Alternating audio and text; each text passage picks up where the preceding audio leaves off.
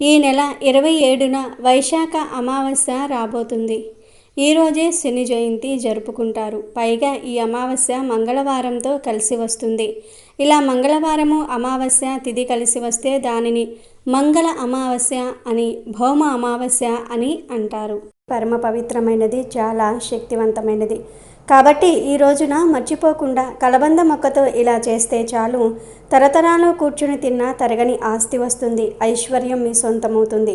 కాబట్టి కలబంద మొక్కతో ఈ చిన్న పరిహారం ఆచరించండి. ఈ అమావాస్య చాలా పవిత్రమైనదిగా భావిస్తూ ఉంటారు. కాబట్టి ఈ అమావాస్య తిథి రోజున మర్చిపోకుండా కలబంద మొక్క పరిహారం చేస్తే మీకు ఎనలేని అదృష్టం వస్తుంది. 7 తరాల ఐశ్వర్యంతో పాటు 7 తరాలు కూర్చుని తిన్నా తరగని ఆస్తి వచ్చి పడడానికి అవకాశం ఉంటుందని మనకు పురాణాలు చెప్తూ ఉన్నాయి. శాస్త్రాల ప్రకారం ఈ అమావాస్యకు చాలా ప్రాధాన్యత ఇస్తూ ఉంటారు. కలిసి రావటం చాలా అరుదు. ఇలాంటి రోజు కోసం సిద్ధ పురుషులు, యోగులు, సాధువులు ఎదురు చూస్తూ ఉంటారు. కాబట్టి ఈ రోజున ఈ చిన్న పరిహారం చేసుకోవటం వల్ల మీకు మంచి జరుగుతుంది. కలబంద మొక్కతో కొన్ని పరిహారాలు చేయటం ద్వారా మన ఇంట్లో ఉండే దరిద్రాలన్నిటినీ కూడా పోగొట్టుకోవచ్చు. ఇంట్లోకి లక్ష్మీదేవి వచ్చేలాగా చేసుకోవచ్చు. కలబంద మొక్క చాలా పవిత్రమైన మొక్కగా పరిగణిస్తారు. కలబంద మొక్కతో మనం నెగిటివ్ ఎనర్జీని కూడా బయటకు పోగొట్టుకోవచ్చు. కలబంద మొక్కతో కొన్ని పరిహారాలు చేసినా, కొన్ని విధి విధానాలను ఆచరించినా చాలా మంచి రిజల్ట్ వస్తుంది. వాస్తు శాస్త్రం ప్రకారం ఇంట్లో కొన్ని మొక్కలు ఉంచటం శుభప్రదం. కలబంద మొక్క కూడా అలాంటి మొక్కలలో ఒకటి. ఈ మొక్క అందరి ఇళ్లలో కనిపిస్తూ ఉంటుంది. కలబంద మొక్కను అదృష్ట మొక్కగా భావిస్తారు. అదృష్ట మొక్కగా కూడా పిలుస్తూ ఉంటారు. కలబంద మొక్క ఇంట్లో ఉంటే శుభం అని నమ్ముతూ ఉంటారు. ఎందుకంటే ఇది శుభాన్ని సూచిస్తుందని మనకు వేద పండితులు చెప్తూ ఉంటారు. దీనితో మనిషి జీవితం ముడిపడి ఉంటుంది. అలాగే కాకుండా మనిషి జీవితంలో వచ్చే కొన్ని రకాల సమస్యలను కూడా పోగొట్టుకోవడానికి ఈ కలబంద మొక్క పనిచేస్తుంది. కలబంద మొక్కను ఏ దిశలోనైనా సరే నాటవచ్చు. ఎందుకంటే కలబంద మొక్క ఏ దిశలో నాటినా మనకు మంచి ఫలితాలే వస్తాయని శాస్త్రాలు చెప్తూ ఉన్నాయి.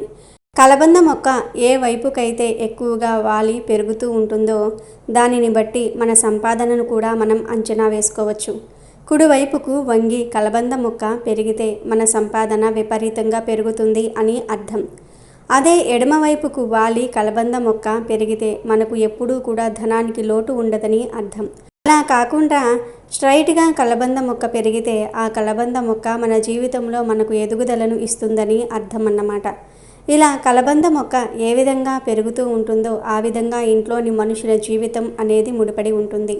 సంపాదన అనేది సూచిస్తూ ఉంటుంది. అలానే కాకుండా కలబంద మొక్క ఇంట్లో గుబురుగా హైట్గా పెరిగితే మాత్రం మీ ఇంట్లో లక్ష్మీదేవి నివసిస్తుందని అర్థం. ఆ తల్లి మిమ్మల్ని అనుగ్రహిస్తుందని అర్థం. అంటే లక్ష్మీదేవి అనుగ్రహం ఉంది కాబట్టి కలబంద మొక్క అంత చక్కగా పెరుగుతుందని వేద పండితులు చెప్తూ ఉన్నారు. కాబట్టి సంపదకు మానవుడి యొక్క జీవితానికి ముడిపడి ఉంటుంది కలబంద మొక్క. కాబట్టి కలబంద మొక్కతో ఏం చేసినా కానీ మంచి ఫలితాలు వస్తాయి. కలబంద మొక్కను ఇంట్లో పెంచేటప్పుడు సరైన స్థలాల్లో పెట్టుకోవాలి. అలా పెట్టుకుంటే ఎప్పుడూ కూడా మనకు సంపదకు, ఆనందానికి లోటు అనేది ఉండదు. ముక్కోటి దేవతలు మీ ఇంట్లో నివసిస్తూ ఉంటారు. ఖచ్చితంగా ఇంట్లో కలబంద మొక్కను పెంచుకోవాలి. ఇంట్లో కలబంద మొక్కను నాటడం వల్ల పాజిటివ్ ఎనర్జీ అనేది వస్తుంది. దీనితో పాటు నెగిటివ్ ఎనర్జీ అంతా కూడా తొలగిపోతుంది. అలానే కలబంద మొక్కను ఇంట్లో పెంచుకుంటే మన ఇంట్లో శ్రేయస్సు, ఆనందము, శాంతి ఇవన్నీ కూడా నెలకొంటాయి. మీ ఇంటి వెనుక వైపు కలబంద మొక్కను పెంచితే అనవసరమైన ఖర్చులు తగ్గుతాయి. ఆదాయం అనేది బాగా పెరుగుతుంది. మీ జీవితంలో దరిద్రాలు పోయి అష్టైశ్వర్యాలు కలగాలంటే మనం అమావాస్య రోజు చక్కగా ఈ పరిహారం చేయాలి. మరి అసలు ఈ అమావాస్య రోజు కలబంద మొక్కతో ఏం చేయాలి అనే విషయాన్ని ఇప్పుడు మనం ఈ వీడియోలో వివరంగా తెలుసుకుందాము. ఫ్రెండ్స్, ఈ వీడియో చూసే ముందు జై శ్రీరామ్ అని ఒక చిన్న కామెంట్ చేయండి. అలాగే ఈ వీడియోకి ఒక లైక్ కొట్టడం మర్చిపోవద్దు. వైశాఖ అమావాస్య నాడు శనిదేవుడు పుట్టాడు. అందుకే ఇది శనిదేవుడికి ఎంతో ఇష్టమైన అమావాస్య అని శాస్త్రాలు చెప్తూ ఉన్నాయి. జ్యోతిష్య శాస్త్రం ప్రకారం 9 గ్రహాలలో శనికి ప్రత్యేక స్థానం ఉంది. ఒక వ్యక్తిని శిక్షించటం లేదా ఆశీర్వదించటం కోసం శని అనుగ్రహం తప్పనిసరి అని జ్యోతిష్య శాస్త్రం చెప్తుంది. పురాణాల ప్రకారం ఛాయాదేవి సూర్యదేవుడు కుమారుడైన శనిదేవుడు వైశాఖ మాసంలోని అమావాస్య రోజున జన్మించాడు. అందుకే వైశాఖ మాసంలోని అమావాస్య రోజున శని జయంతిని జరుపుకునే సాంప్రదాయం ఉంది. శనిదేవుడిని న్యాయదేవుడు అంటారు. కర్మకు అధిపతి శని మానవులు చేసే పనుల ప్రకారం ప్రతిఫలాన్ని ఇస్తాడు. మానవ జీవితంపై శనిదేవుడి ప్రభావం చాలా అధికంగా ఉంటుంది. నిజానికి శని భగవానుడు మనసారా పూజించి ఆరాధించే భక్తులను కష్టాల నుంచి గట్టెక్కించే కలంకము లేని కరుణామూర్తి. శనిదేవుడు నీతిమంతుడు. చెడు చేస్తే చెడు ఫలితాలు, మంచి చేస్తే మంచి ఫలితాలు తీసుకురాగలవాడు. కాబట్టి తప్పులు చేయని వారు శనిదేవుణ్ణి చూసి భయపడవలసిన పని లేదు. ఎందుకంటే శనిదేవుడు ఎవ్వరినీ అనవసరంగా హింసించడు. శనీశ్వరుడి నామంలో శని, ఈశ్వరుడు అనే శబ్దం రావడంతో ఈయన కూడా పరమేశ్వరుడిలాగా, వెంకటేశ్వరుడిలాగా మనల్ని అనుగ్రహిస్తాడని శాస్త్రాలు చెప్తూ ఉన్నాయి.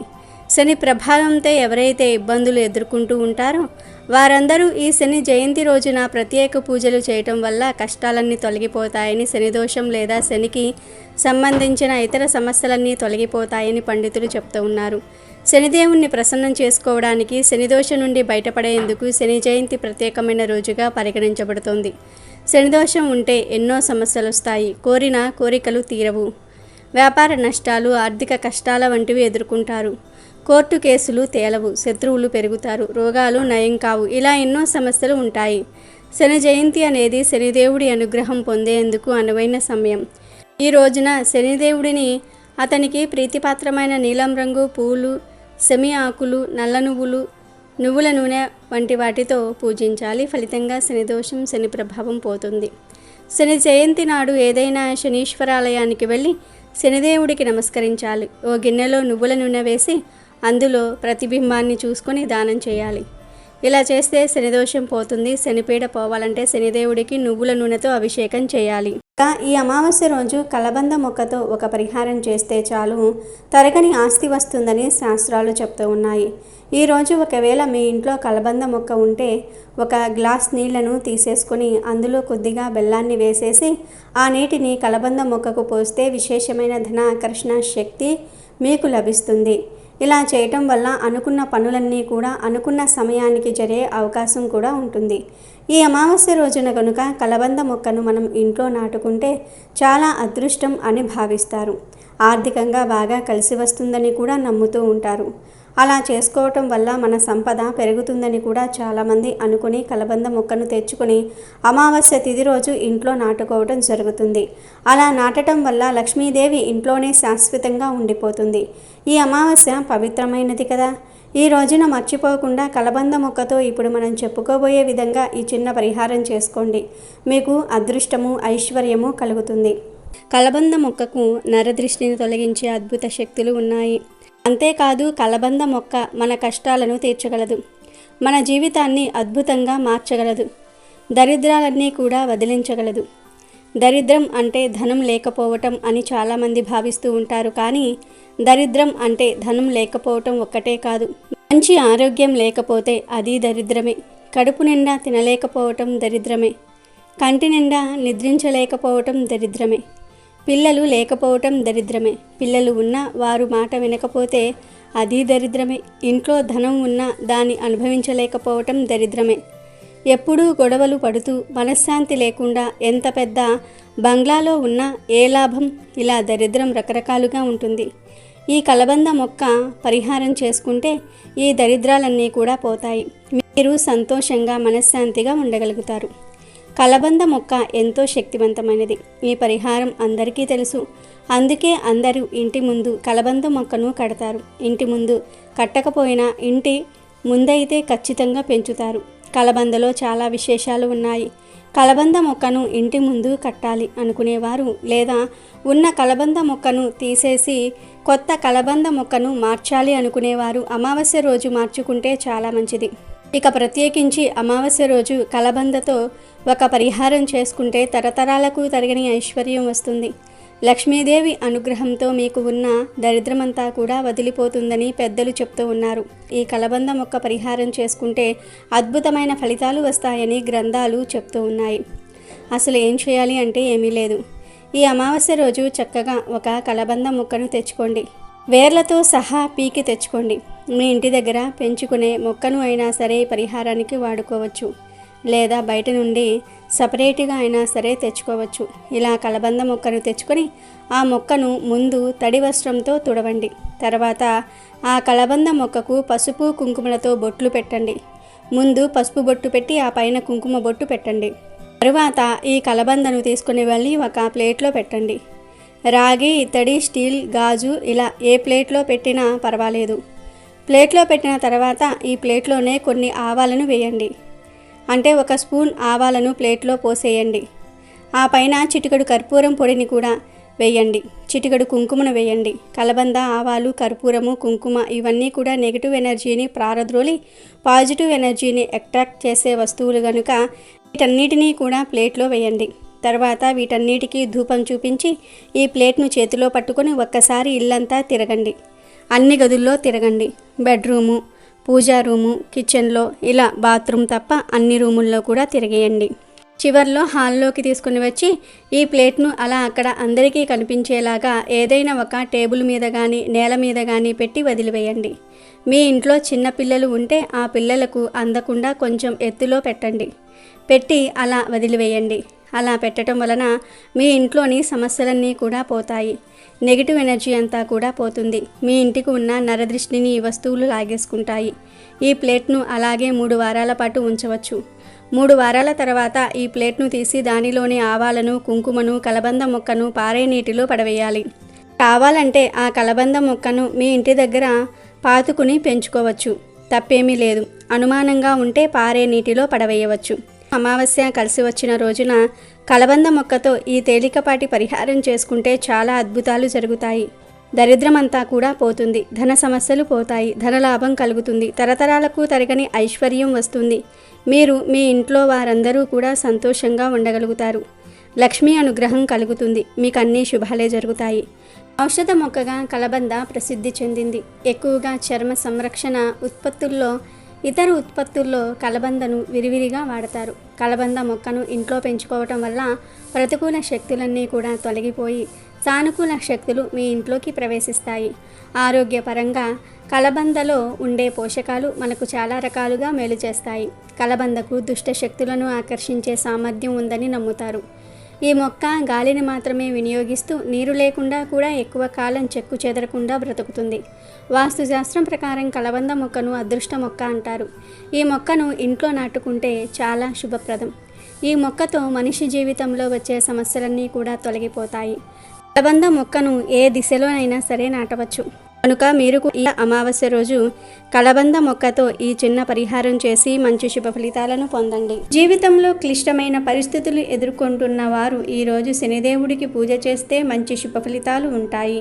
ఈరోజు ఉపవాసం ఉండి శనిని ప్రార్థించటం వల్ల భక్తులను కష్టాలు, బాధల నుండి విముక్తులను చేస్తాడు శనిదేవుడు.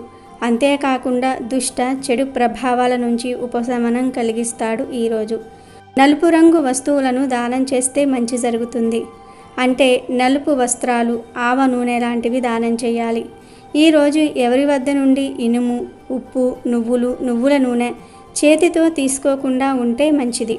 అలాగే వైశాఖ అమావాస్యతో కలిసి వస్తున్న శని జయంతి రోజు పొరపాటున కూడా కొన్ని పనులను చేయకూడదు. మరి ఆ పనులు ఏమిటో కూడా ఇప్పుడు మనం తెలుసుకుందాం.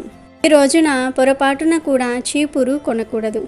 ఈరోజు చీపురు కొంటే లక్ష్మీదేవికి కోపం వస్తుంది. ఈరోజు వివాహము, గృహప్రవేశము, నామకరణము మొదలైన శుభకార్యాలు చేయటం నిషిద్ధం. ఈ రోజున స్త్రీలను, వృద్ధులను, పేదవారిని అవమానించకూడదు. వీలైనంత ఎక్కువ మంది నిరుపేదలకు సహాయం చేయాలి. ఈరోజు పొరపాటున కూడా సూర్యోదయం తర్వాత నిద్ర లేవకూడదు. అంటే సూర్యోదయానికి పూర్వమే నిద్ర లేవాలి. ఇలా ఈరోజు చేయకపోతే అది దరిద్రానికి సంకేతము. ఇలా నిద్రలేచి తలస్నానం తప్పకుండా చేయాలి. ఈరోజు తలస్నానం చేయకపోతే దరిద్రం. ఇలా తలస్నానం చేసే సమయంలో షాంపూలు ఏమీ వాడకుండా కేవలం తల మీద నీటిని మాత్రమే పోసుకోవాలి. ఈరోజు షేవింగు, గడ్డం చేసుకోవటము, గోర్లు కత్తిరించుకోవటము అస్సలు చేయకూడదు. ఇలాంటి పనులు ఎంతో శక్తివంతమైన ఈ అమావాస్య రోజు చేస్తే దరిద్రం చుట్టుకుంటుంది. ఇలాంటి పనుల వల్ల భవిష్యత్తులో ఆర్థిక సమస్యలు ఎదురవుతాయి. పూర్వం అమావాస్య రోజు మధ్యాహ్నం మాత్రమే భోజనం చేసి రాత్రి అల్పాహారం తీసుకునేవారు. ఎందుకంటే అమావాస్య రోజు రాత్రి ఆహారం భుజించడం అనారోగ్యానికి దారితీస్తుంది. ఇక ఈరోజు ముఖ్యంగా ఉదయం 5 నుండి 6 గంటల మధ్యలో, సాయంత్రం 5 గంటల నుండి 6 గంటల మధ్య తలకు నూనె పెట్టుకోకూడదు. ఈరోజు ఇలా చేస్తే దరిద్రం పడుతుంది. అదేవిధంగా ఈరోజు పొరపాటున కూడా మధ్యాహ్నం నిద్రించకూడదు. దరిద్ర దేవతను ఆహ్వానించినట్లు అవుతుంది అని శాస్త్రాలు చెప్తూ ఉన్నాయి. మనలో చాలామంది శనిదేవుని పేరు చెప్తే తెగ భయపడిపోతూ ఉంటారు. ఎందుకంటే శని ప్రభావం పడితే తమకు ఇబ్బందులు తప్పవని నమ్ముతూ ఉంటారు. జ్యోతిష్యం ప్రకారం మకరము, కుంభరాశులకు శనిదేవుడే అధిపతిగా ఉంటాడు. హిందూ మత విశ్వాసాల ప్రకారం ప్రతి ఒక్క కర్మకు ఏదో ఒక ఫలితం ఉంటుంది. మంచి కర్మలకు మంచి ఫలితాలు, చెడు కర్మలు చేస్తే చెడు ఫలితాలు వస్తాయి. ఇవన్నీ సక్రమంగా సాగేలాగా శనిదేవుడే బాధ్యత వహిస్తూ ఉంటాడు. శని కఠినమైన క్రమశిక్షణ, న్యాయం, నిజాయితీ లక్షణాలను కలిగి ఉండే వారికి శుభ ఫలితాలను ప్రసాదిస్తాడు. ఇవేవీ లేని వారిని మాత్రం కఠినంగా శిక్షిస్తాడు. శనిదేవుడు క్రమశిక్షణ, స్వీయ నియంత్రణతో సంబంధం కలిగి ఉంటాడు. స్వీయ క్రమశిక్షణ సూత్రాలను అనుసరించేవారు శనిదేవుని ప్రతికూల ప్రభావాల నుంచి తప్పించుకోవచ్చు. అంతేకాదు సంతోషకరమైన జీవితాన్ని గడపవచ్చు. ఈ విషయంలో శనిదేవుడు చాలా ధర్మబద్ధంగా వ్యవహరిస్తాడు. శనిదేవుడు వైశాఖ అమావాస్య నాడు జన్మించాడు. దీనిని శని జయంతిగా జరుపుకుంటారు. ఈ రోజున కొన్ని పరిహారాలు చేయటం ద్వారా శనిదేవుని అనుగ్రహం పొందవచ్చు. ఈ రోజు నవగ్రహ ఆలయానికి వెళ్ళి శనిదేవునికి నువ్వులు సమర్పించి నువ్వుల నూనెతో అభిషేకం చేస్తే శని దోషాల తీవ్రత తగ్గుతుంది. శని అనుగ్రహం కలుగుతుంది. హిందూ జ్యోతిష్య శాస్త్రం ప్రకారం శనీశ్వరుడు నవగ్రహాలలో ఒక గ్రహం. సకల జీవులకు ప్రత్యక్ష దైవం కాబట్టి సూర్య భగవానుడికి అతని 2వ భార్య ఛాయాదేవికి పుట్టిన సంతానం శని. ఆయనకు ఛాయాపుత్రుడు అనే పేరు కూడా ఉంది. జీవుల జాతక చక్రాలపైన తన ప్రభావాన్ని ఎలా చూపబోతూ ఉన్నాడో అని నిరూపించడానికి ఆయన జననం అమావాస్య రోజు సూర్యగ్రహణంలో జరిగింది. శని జయంతి రోజు గోవు కనిపిస్తే ఆ గోవుకు ప్రత్యేకమైన ఆహారం పెడితే చాలు, తరతరాలకు తరగని ఐశ్వర్యం వస్తుందని శాస్త్ర పండితులు చెప్తూ ఉన్నారు. శని జయంతి రోజు బియ్యపిండిలో బెల్లం కొంచెం నీరు కలిపి గోవుకు ఆహారంగా పెట్టడం వల్ల మానసిక ప్రశాంతత కలుగుతుంది. అలాగే పచ్చిగడ్డిని గోవుకు ఆహారంగా పెట్టడం వల్ల మనలో ఉన్న కోపం తగ్గిపోతుంది. శని జయంతి రోజు నానబెట్టిన కుసుమ గింజలను గోవుకు ఆహారంగా పెట్టడం వల్ల మనం చేసిన పాపాలు దూరమవుతాయి. నానబెట్టిన శనగలను ఈరోజు గోవుకు ఆహారంగా పెట్టడం వల్ల మనలో ఆధ్యాత్మిక చింతన ఏర్పడుతుంది. శని జయంతి రోజు గోవుకు దోసకాయను ఆహారంగా పెట్టడం వల్ల శత్రువులు మిత్రులవుతారు. టమాటాను ఆహారంగా పెట్టడం వల్ల వివాహ ప్రాప్తి కలుగుతుంది. రాగిపిండి మరియు బెల్లము కలిపి గోవుకు పెడితే మనకున్న దరిద్రాలు తొలగిపోతాయి. శని జయంతి రోజు నానబెట్టిన పెసర్లను ఆవుకు ఆహారంగా పెట్టడం వల్ల విద్యా అభివృద్ధి కలుగుతుంది.